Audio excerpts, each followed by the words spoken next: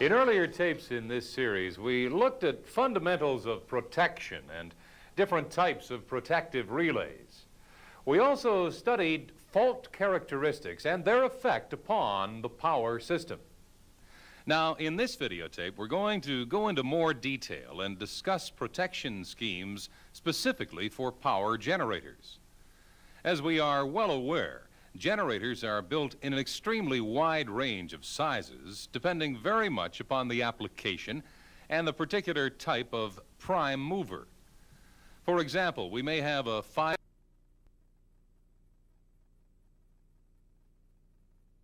which acts as standby for essential auxiliary services.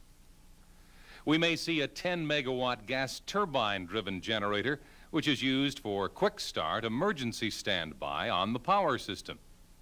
Or we may encounter a steam turbine driven 30 megawatt generator used in an industrial installation such as a pulp and paper manufacturing process. The majority of generators installed by power companies to feed into the power system are in the range of 200 to 500 megawatts. And generally, these are driven by steam turbines or water-powered hydraulic turbines. In some instances, we may encounter two separate generators coupled together electrically and also through the turbine steam path. The compound turbine cylinders are arranged in series as far as steam flow is concerned. Another arrangement has two generators in tandem driven by the same turbine. And in yet another method, the radial type turbine drives a generator on either side. Clearly, the electrical coupling of these generators requires special consideration. When considering protection of the generator, we must not forget the prime mover. For example, suppose an insulation failure occurred to the winding inside this generator. It would not be sufficient just to trip out the main breaker and disconnect the unit from the electrical system. We would also need to trip the stop valves and shut down the prime mover so as to prevent further damage. Similarly, if a problem occurs within the prime mover, which necessitates tripping the unit, intertrips must be provided to trip out the generator breaker as well. As this tape deals specifically with generator protection, we will not be discussing prime mover problems or protection schemes. Indeed, this subject is very well covered in others of our video programs. When a generator is tripped from the system, its excitation system must also be de-energized by tripping the field breaker or equivalent. There are two basic methods of connecting the generator to the power system. Smaller generators are generally connected through the circuit breaker directly to a common bus. Several other generators may also be connected to this bus. The bus feeds the power system and also supplies the station service transformer, which provides power for the station auxiliaries. A fault occurring internally on generator 1 should be detected by its protection system, and this will cause its specific breaker to open and its own excitation system to de-energize.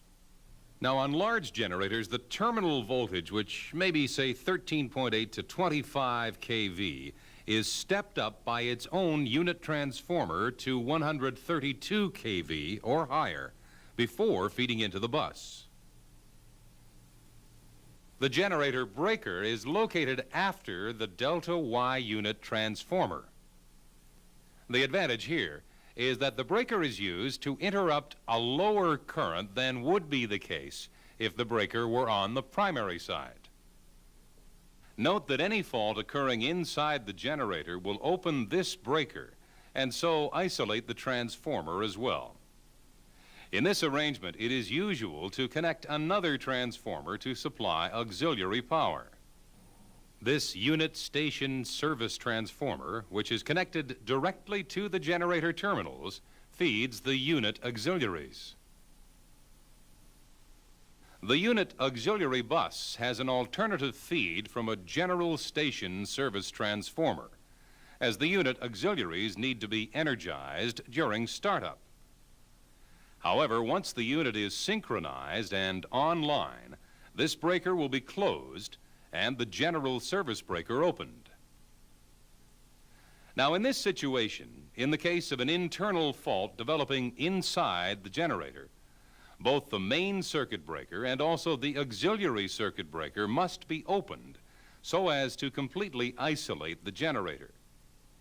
It is normal to provide a throw-over arrangement so that the general service breaker will be closed automatically to continue to feed auxiliaries. As before, the field excitation system must be de-energized whenever the unit is tripped. The three separate phase windings of the generator are located around the stator to provide the correct angular phase displacement. Diagrammatically, the three phase windings are often shown like this. In practice, both ends of each phase winding are brought to a common terminal block. The 6 insulated bushings are usually located beneath the generator. On large generators, CTs are located in all 6 bushings. This convenient arrangement enables us to connect the phase windings in either delta or Y according to system voltage requirements. The most common connection, Y, would look like this. The beginning of each winding, A1, B1, and C1, are all solidly connected together, and this neutral point may then be connected to ground, usually through an impedance. The other end of each winding, A2, B2, and C2, provides the three-phase output from the generator. Diagrammatically, this Y connection is commonly shown like this. A1, B1, and C1 are connected together to form the neutral, and A2, B2, and C2 are connected to the power system.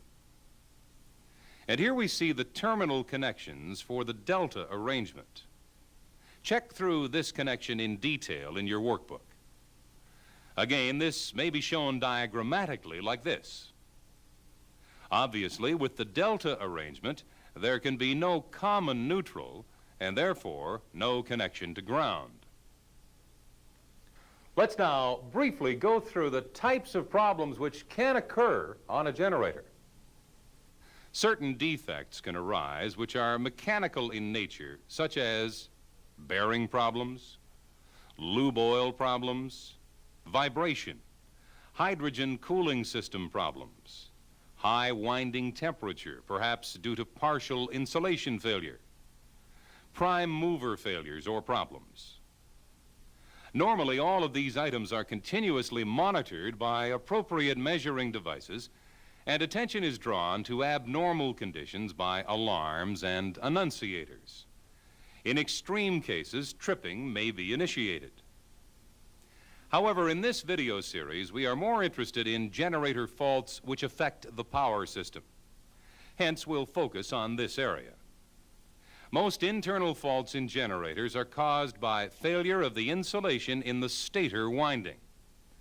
This results in a phase-to-phase short circuit or phase-to-ground fault. An arc will rapidly develop with possible catastrophic heavy damage to the stator windings and also the stator laminations. A complete rebuild may be necessary. It is essential that the generator be isolated from the system immediately and the prime mover stopped as soon as the fault is detected.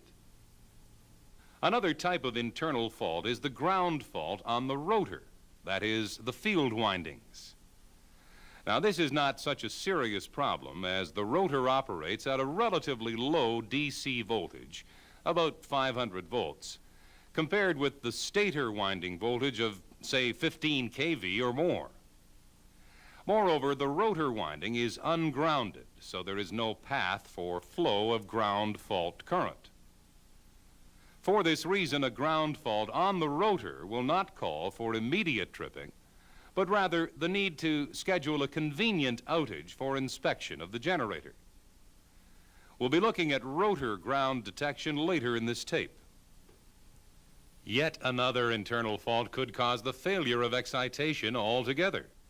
This could provide a serious upset to the power system as it attempts to supply the excitation current through the stator windings. We'll be talking about this and other faults in more detail later in this tape.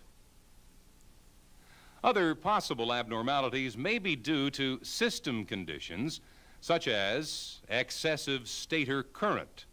This results in overheating of the stator windings, overvoltage, which may damage insulation, underfrequency, which may damage the turbine blades due to vibration, motoring of the generator due to loss of the prime mover. This could result in overheating and consequent damage of the low-pressure turbine blades. Unbalanced currents in the generator stator due to serious system unbalance. This will cause overheating of the generator rotor due to negative sequence components. Loss of synchronism. If the unit falls out of step with the system, this could cause the rotor to slip a pole. Closing the generator breaker with the generator out of phase with the system. This could cause serious mechanical damage to the generator windings and the turbine. We will be looking at all of these items in more detail as we go through this tape and discuss the various protection schemes. But first, let's take a break and then we'll come back and look at protection schemes for phase-to-phase faults. For now, please switch off the tape and review this material in your workbook.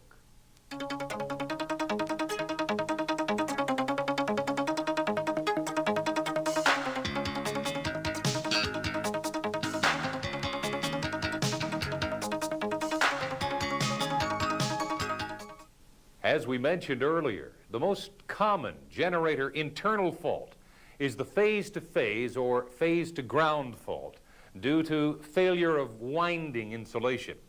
For protection against phase-to-phase faults, differential schemes are normally used. You will remember that we discussed the principles of differential protection in an earlier tape. In small generators, one simple way of achieving this is by installing toroidal CTs at the terminals like this. For each phase, there is a separate CT encompassing both ends of the winding. When current flow is normal, the incoming and outgoing current balance out. However, in the case of an internal fault between phases, incoming and outgoing currents will not balance, and the residual will flow in the CT secondary and operate the relay. In this instance, the relay will usually be of the instantaneous overcurrent type. On large generators, it is physically impossible to pass both conductors through the window in the toroidal CT.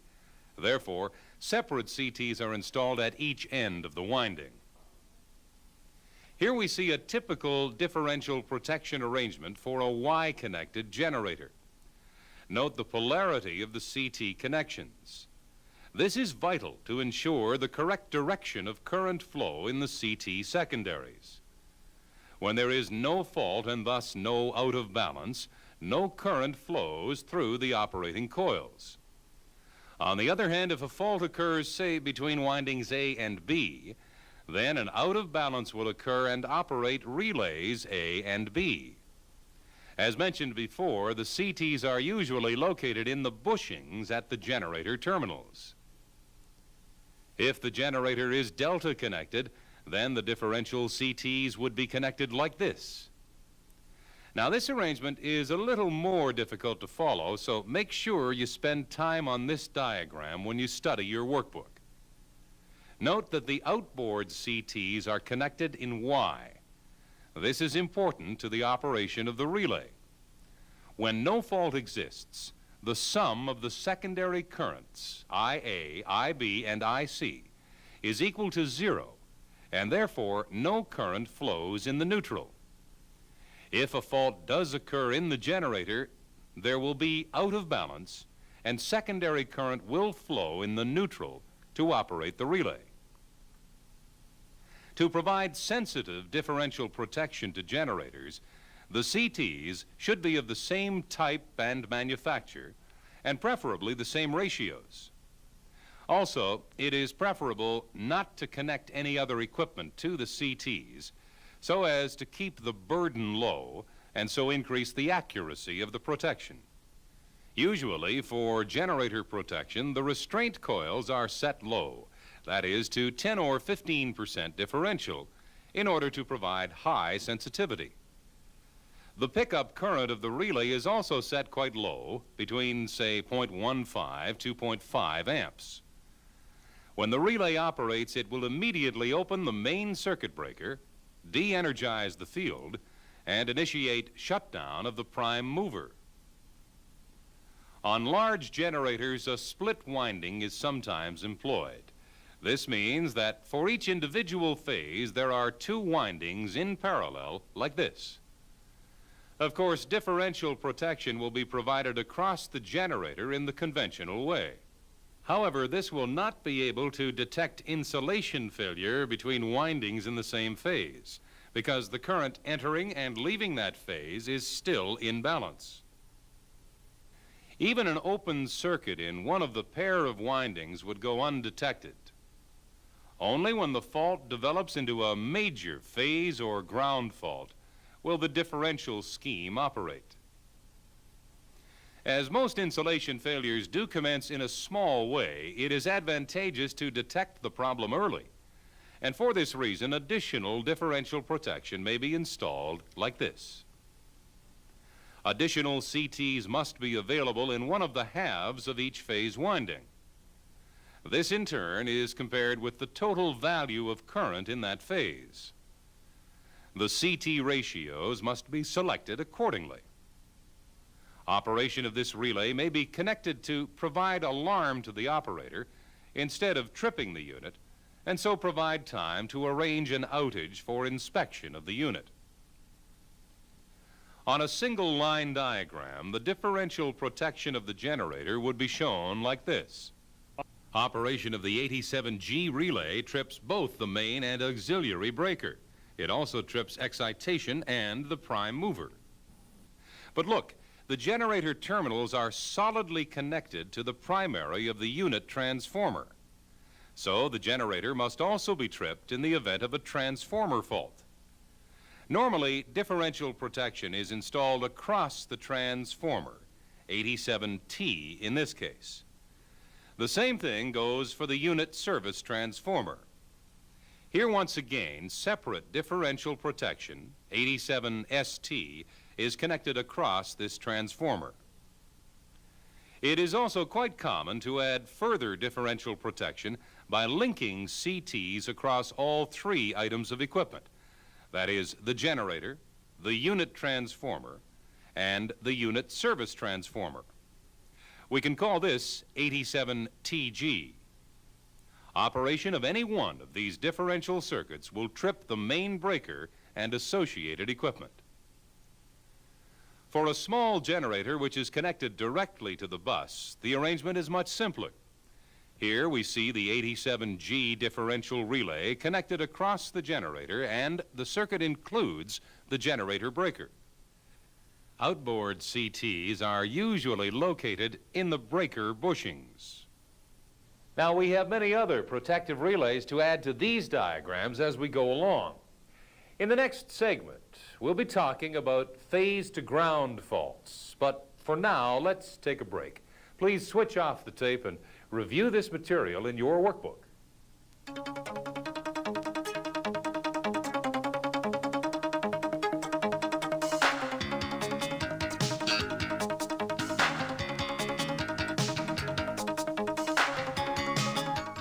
You'll remember in an earlier tape that we discussed grounding. Large generators are normally grounded through a high impedance in order to limit the value of fault current to under 10 amps. This limits the amount of internal damage that can be done to the generator by the flow of fault current. Ground fault current will flow from the faulty winding to the stator laminations, then to the frame, which is connected to the grounding mat. From here, it will flow up the generator neutral, so completing the path for circulation. A CT can be connected into the neutral to measure this flow of current.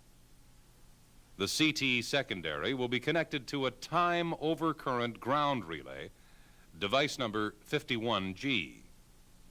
More commonly used, however, is an inverse time over voltage relay set to pick up at about 10 volts. Instead of a resistance, the impedance in the neutral will be provided by a transformer, the secondary of which is connected to the 59G relay.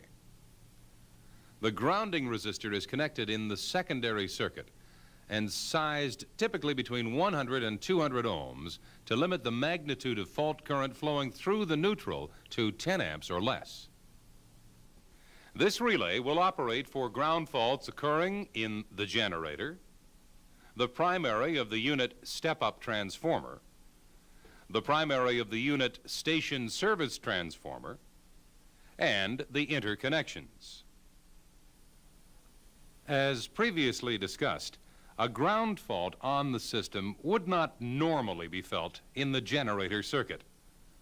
However, in certain situations, a ground fault may be felt due to capacitive coupling of the unit transformer windings. Therefore, operation of the sensitive 59G relay must be delayed to permit the fault to be cleared by primary protection on the transmission system. Quite often in this ground protection arrangement, a CT is installed in the secondary circuit, and this operates an instantaneous overcurrent relay to provide backup for the overvoltage relay. In many generators, some third harmonic current flows through the neutral under normal operating conditions. This is because the generated sine wave is not perfect, perhaps due to the design of the generator itself, or more likely, the loads which are being imposed upon the generator. The ground fault relays must be isolated from these third harmonic components in order to prevent inadvertent tripping. This is usually achieved by a tuned circuit in the relay itself, which blocks these components.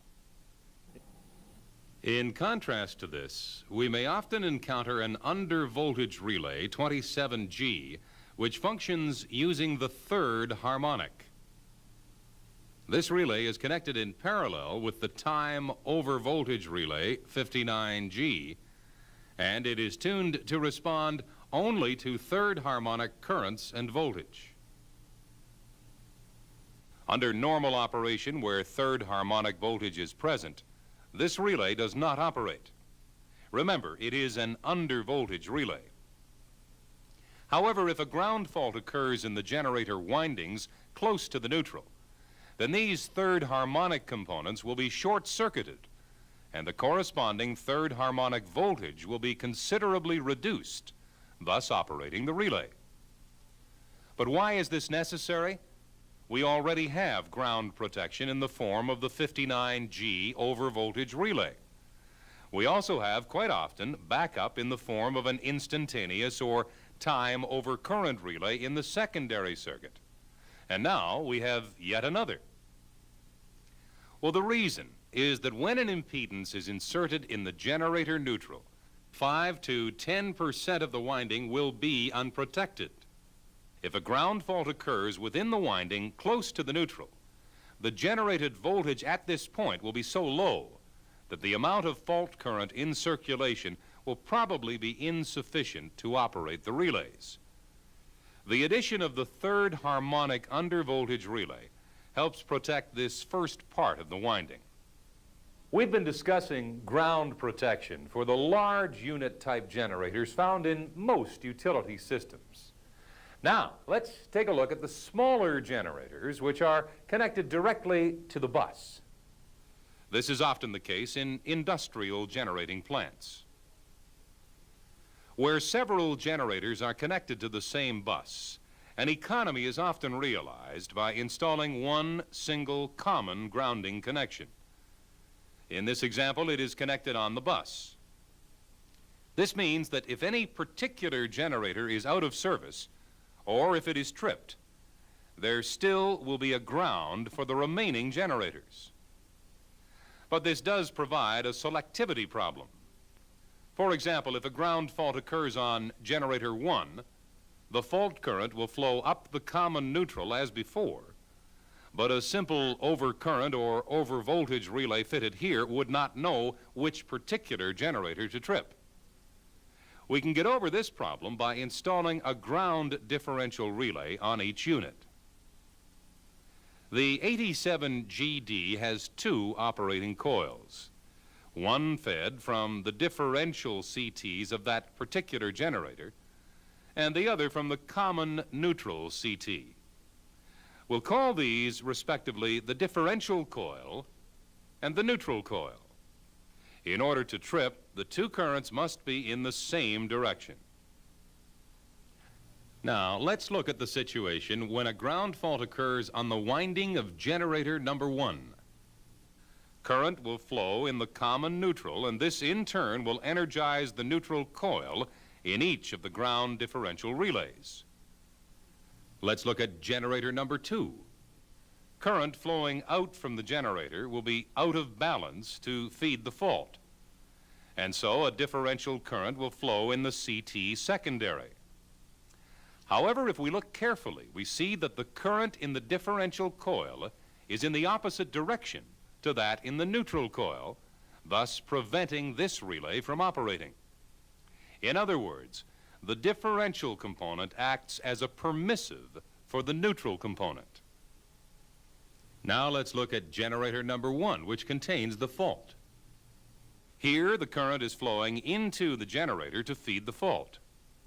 In this situation, the out-of-balance current in the differential circuit assists the neutral current and so permits the relay to operate and trip this breaker, removing the faulty generator from the system. We earlier mentioned compound or tandem generators, which are driven by the same prime mover system. Where the two generators are connected to a common unit step-up transformer, it is usual to ground only one generator neutral and install ground protection here. In case of a fault on either generator, both units will be tripped by the single protection. In some installations, the generators are connected to two separate delta primaries of a 3-winding transformer. In this case, both generators need to be separately grounded, and each provided with separate primary protection. Of course, a fault on either generator will cause a shutdown of the common prime mover and both generators. Now, at this point, let's take a break, and then we'll come back and look at backup protection and additional protection devices. For now, please switch off the tape and thoroughly review this material in your workbook.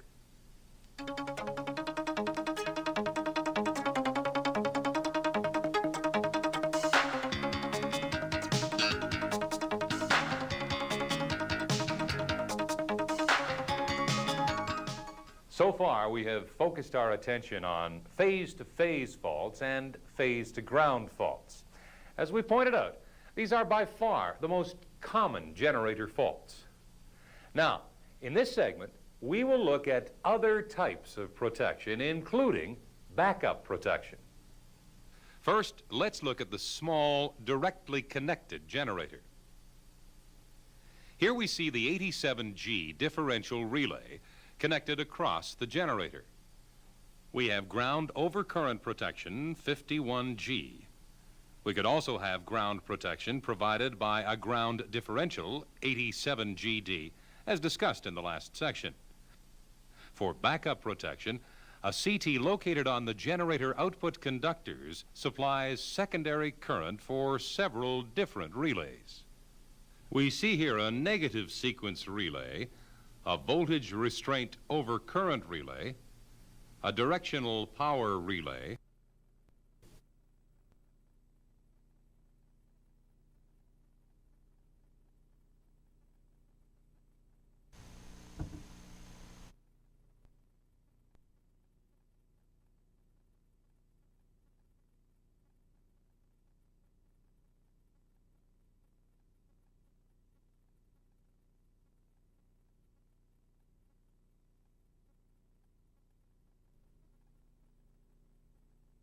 and a field relay. Notice that several of these relays are provided with voltage from a VT in the generator output, in addition to current. Let's take a closer look at the function of these relays. First, the negative sequence relay. We saw in the previous tape that negative sequence currents exist in the system when the phase currents are unbalanced.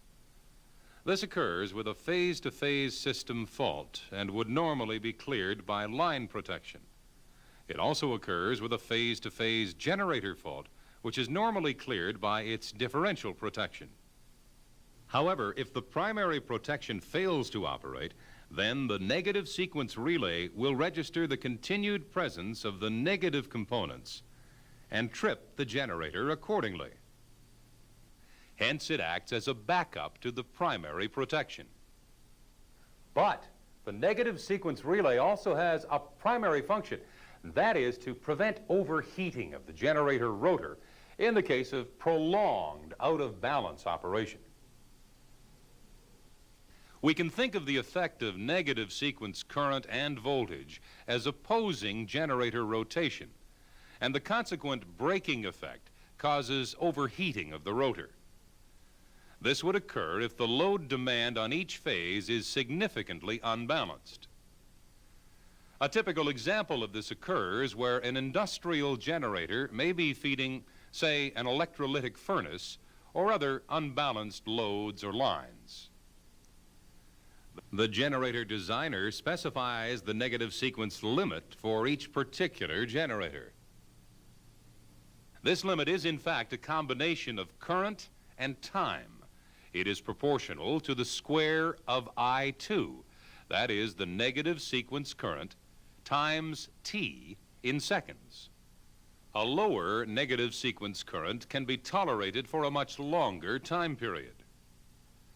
The negative sequence relay measures this combination of current and time and is set to alarm or trip the unit to prevent damage. Another backup relay is the 51V. This is a time over current relay with voltage control. It is intended to operate as a backup for the differential relay 87G in the case of an internal fault in the generator. But it is not just sufficient to set this relay to operate at a high current level, because it would then operate for faults out on the power system. In order to make this relay selective, we can take advantage of the fact that when an internal fault occurs on the generator, the terminal voltage falls. When voltage is normal on the system, the voltage restraint element prevents operation of the time over current relay. Conversely, when the voltage falls, typically below 80% of normal, then the voltage restraint is lifted and the relay will operate in case of overcurrent. Determining the overcurrent setting of this relay is quite a complex task because sustained three-phase fault current on the generator is actually less than the maximum load current. How is this? Well, you will note on the generator specification that three values of impedance or reactance are quoted: the transient, the subtransient, and the synchronous. Synchronous reactance is much greater in value. Initially, on occurrence of the fault, the current is extremely high during the transient period, as the only impedance is the generator transient reactance. After a few cycles, it passes through the subtransient state and settles down to a lower value, which is determined by the synchronous reactance of the generator. The current element of this relay will probably be set to a value which is less than normal rated current. But of course, operation will be blocked as long as the voltage is normal. Another backup relay typically installed on small generators is the reverse power relay. This relay will operate when power flows into the generator, attempting to drive it as a motor. But how could this occur? Well, a typical example could be the inadvertent closure of the turbine steam control valves during load reduction. In this situation, the turbine is no longer driving the generator, but the generator is still synchronized to the power system and so draws current in an attempt to drive the turbine. This situation can cause serious overheating and damage to the turbine low-pressure blades. Typically, the reverse power relay is set to operate and trip the generator if reverse power flow is more than 0.5% of rated power for 10 seconds or more. Another relay which is quite often installed on small as well as large generators is the loss of field relay. Don't worry about this for the moment. We'll be discussing this problem in more detail in the next segment. So that's the small generator. Now let's move on to look at additional backup protection that is usually installed on large unit-type generators. Having already discussed primary protection schemes, that is, differential protection and ground protection, for clarity, we have not put them on this diagram. This will allow us to concentrate on backup and additional protection. As with the small generator, we see a negative sequence current relay, a loss of field relay, and a time over current relay with voltage restraint. Quite often, this 51V relay is replaced by a distance relay, device number 21, which is set to reach through the generator and through the unit step-up transformer into the system. As this is a backup relay, a timer is included so as to allow coordination with the other relays.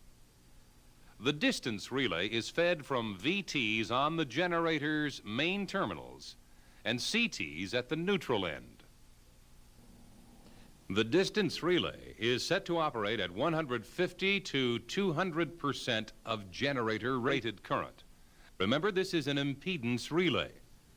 As the terminal voltage falls, so the current trip point will also fall. A special problem that may occur with the large unit generator is flashover of one breaker pole. This can occur where the generator through the breaker is connected to a long high voltage line open at the far end with resultant high capacitance and high voltage. When the breaker is opened at no load, one phase may flash over and maintain capacitive current flow out of the generator. Serious overheating could occur in the stator iron due to the capacitive current, and also in the rotor due to the high negative sequence components. The negative sequence current relay may not respond quickly enough to prevent damage. Usually, a breaker pole failure relay, device 61, is installed where the system configuration makes this type of failure possible. The 61 relay operates by comparing the balance of current in the three phases on the primary side of the unit transformer. The relay will operate if one phase current is low, while either of the other two is high, by a ratio of 1 to 3. When the relay operates, it de-energizes the excitation circuit of the generator. In addition to all of these relays, there are several others which are installed specifically to protect the generator against disturbances occurring out on the power system. We'll be looking at these in the next segment. For now, please switch off the tape and review this material in your workbook.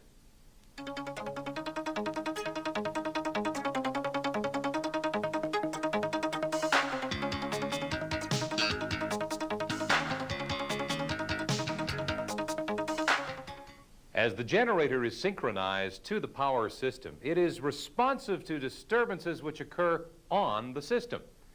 In some cases, this can prove to be hazardous for the generator or its prime mover. One typical example is that of frequency. Large steam turbines are designed to operate within a very narrow range of speed. That is, with the frequency between 59.5 and 60.5 hertz. High frequency can occur as a result of load rejection, perhaps as a consequence of tripping transmission lines or load feeders. However, the turbine governor will normally control the turbine speed and maintain frequency close to normal. If the governor loses control, the turbine is fitted with an overspeed trip, which is set to operate at 110%, say 66 hertz. Low frequency can occur as a result of system overload. If the turbine generator operates below 59.5 hertz, serious vibration and consequent damage can occur to the large, low-pressure turbine blades. The turbine is permitted to operate at low frequency for very short periods of time only. Between 58.5 and 59.5, the turbine is allowed only 60 minutes total accumulated operating time throughout its life. Between 56.0 and 58.5 hertz, the accumulated time limit is only 10 minutes. Often on a large generator, a frequency relay will be installed to alarm the operator when the frequency deviates beyond specified limits. In practice, in a large interconnected power system, the frequency rarely falls outside normal limits. However, such an extreme situation can occur if the power system becomes disconnected into separate areas or islands, so that each generator or group of generators is supplying its own block of load. In some areas, we will have too much generation available, hence the frequency will rise initially. In other areas, there will be insufficient generation, and if load shedding is not rapidly initiated, the generator will become overloaded. The consequence will be a fall in frequency, a fall in voltage, and a rise in stator current. The voltage regulator will increase excitation on the generator in order to maintain line voltage, and this may lead to overheating in the rotor. To protect the rotor, overcurrent protection is sometimes installed in the excitation circuit and the relay set to alarm the operator. The stator winding may be protected from overheating by the installation of an extremely inverse time overcurrent relay. This is set to operate just before the stator winding short time thermal limit is reached. To prevent this relay operating during normal operation, a combined instantaneous element is usually connected as a permissive for the time overcurrent contacts. This will prevent operation of the unit below 115% of normal maximum rated current. At the other end of the spectrum, problems can occur when the turbine generator is running up to speed before synchronism. During a cold startup, several hours are required to bring a steam turbine generator unit up to speed. Therefore, the protection devices must be able to operate at reduced frequencies for several hours. As the unit raises speed and the excitation system is energized, the generator voltage may overexcite the unit transformer primary winding. To protect against overvoltage, a voltage per hertz relay is installed to alarm or trip the field breaker. This will operate at about 115% of rated voltage when frequency is normal. At low frequency, the voltage trip point will be proportionally lower. Serious damage can occur to the generator if it is synchronized out of phase, or even worse, if the breaker is inadvertently closed when the unit is on turning gear or running at low speed. In any of these situations, an extremely high current will flow into the generator windings. Protection against this potential hazard is provided by connecting directional time overcurrent relays, one in each phase. For power flow into the generator, this relay, device number 67, will operate and trip. Another type of relay which is often installed is a synchronizing relay. This will not allow the breaker to close unless the phase angle is within a determined range, usually 10 degrees either side of synchronism. Upsets or variations on the power system can seriously affect the excitation of the generator. A typical example is when voltage is very high on the system. This could be due to the capacitive effect of lightly loaded long transmission lines or high voltage cables. In order to reduce this voltage, the generator voltage regulator will reduce the excitation current circulating through the rotor winding. If this reduction in excitation is taken too far, the rotor may not have sufficient magnetic torque to remain in synchronism. It would lose stability and probably slip a pole and then another. This has a most damaging effect on the generator and on the power system itself. Indeed, minimum excitation is one of the limits of generator operation. Other limits are overheating of the stator winding due to overload, and overheating of the rotor winding due to excessive excitation current. The limits of generator operation are usually indicated in the specific unit capability curve. This shows the combination of megawatts and megavars that can be produced by the generator at different power factors.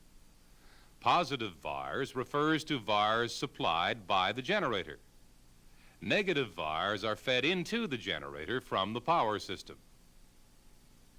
From the point of view of the stator winding, the current capacity is indicated by the MVA.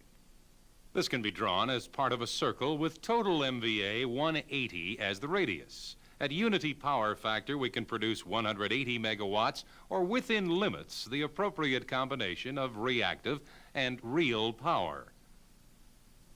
For example, at this point, the power factor is 0.85 lagging, and the unit is delivering 153 megawatts and 94.8 megavars.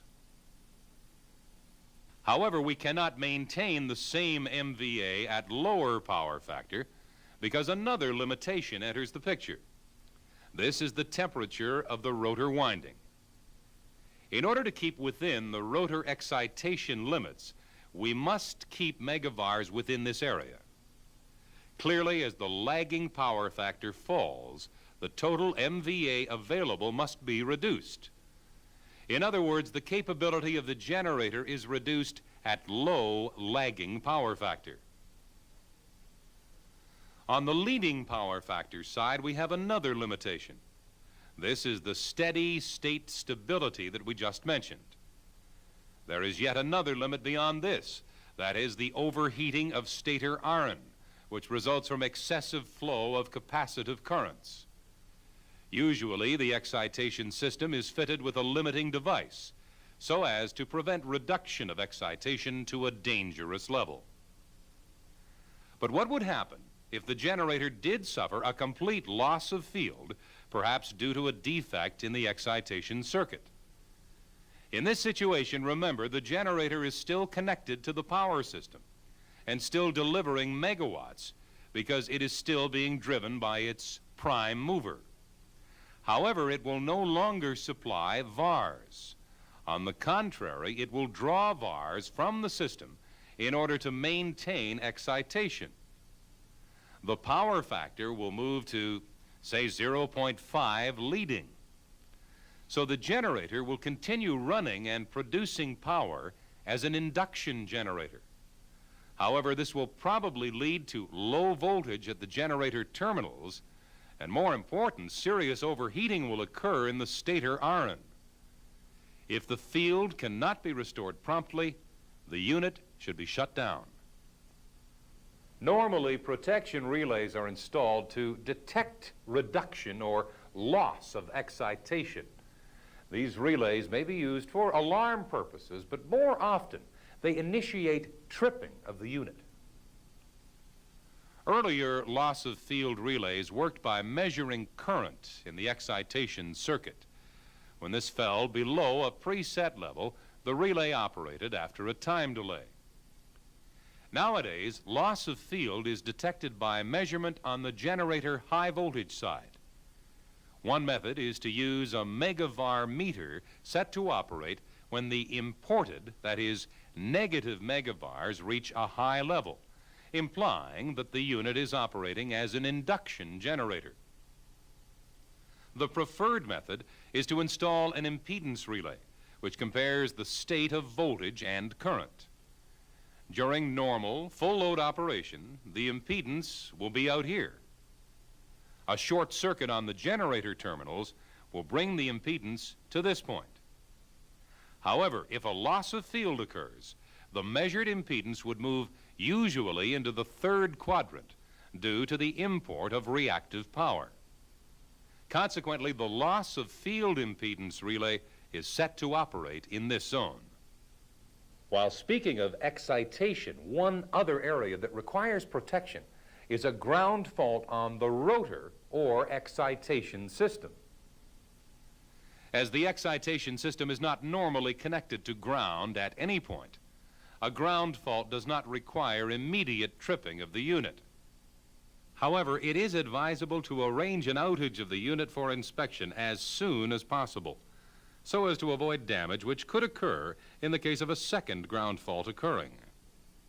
Two grounds on the rotor would effectively short out some of the winding and distort the flux path. Serious mechanical damage could occur to the rotor. A ground fault detection system is shown in your workbook. You may come across the term subsynchronous oscillation in your work. What's this? Well, this complex problem may occur in rare instances where the generator is connected to a long EHV line, which has series capacitors in the line to compensate for line inductance. The effect of these capacitors is to raise the natural resonant frequency of the line close to the synchronous frequency of the generator. As a result, some oscillation is set up in the generator. This gives rise to overheating in the generator and may even lead to mechanical damage due to oscillating torque on the shaft. A special relay is sometimes installed to detect this condition.